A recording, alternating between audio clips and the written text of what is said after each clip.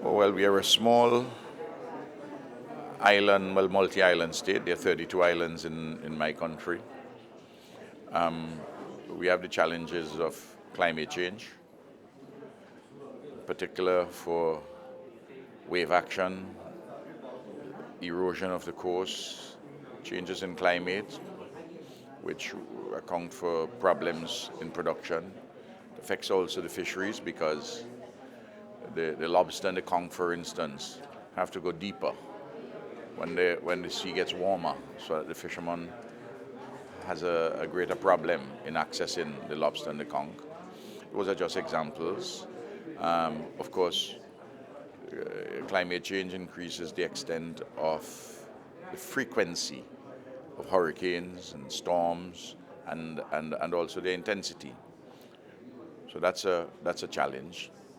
We have a challenge also in respect of markets because we used to be a banana producing country, at least principal agricultural commodity. But the challenges made before the WTO caused the removal of the preferences so that we have had to go into other alternatives. Then, of course, limitations of land. We're a mountainous country, though we have very fertile valleys and some plains, because the main island where we have agriculture is of volcanic origin, so the soils are pretty good. We have good farmers. Still, we have to improve on the modernization of the agricultural institutions and mechanism and production network. So those are some of the challenges, but we have been doing pretty okay, as you probably are aware. One of the reasons why I'm here is to receive the recognition in relation to the Elite 18, which we have been successful in meeting Millennium Goal number 1 in relation to reducing the proportion of undernourishment, and Millennium Goal and the World Food Summit goal of reducing the absolute number by half. In fact, we have moved from 1995 of 20% of the population being undernourished to 2012, where 4.9% undernourished. This is my third term in office. I've been there since 2001 March. So been doing a lot of good work. But we have these challenges which I mentioned, and I'm very interested in working closer with FAO and other international agencies and governments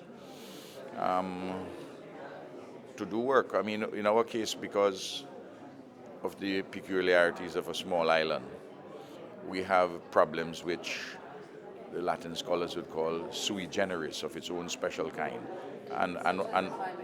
And what works in some other countries would not necessarily work with us. And therefore we have to devise a lot of homegrown solutions, which we are fairly adept in doing.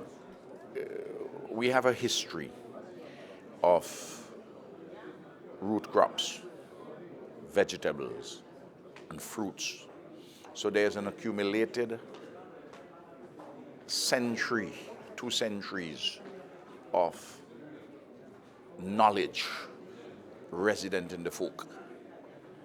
And that has to be mobilized, and it is being mobilized to bring modern techniques to be used with the folk. Very important.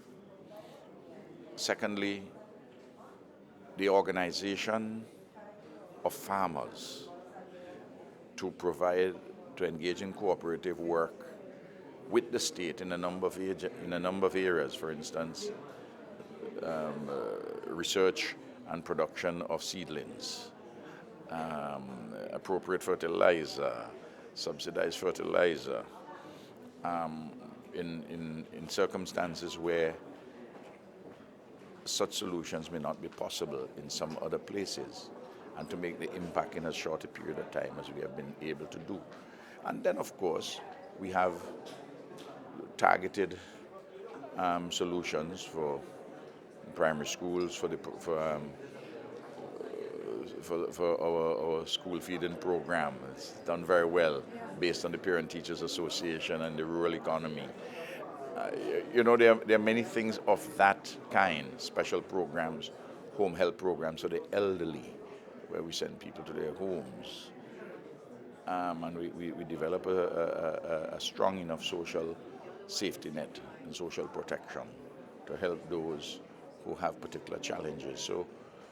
So we address it on the production side, and we address it also with specially targeted interventions for particular social groups.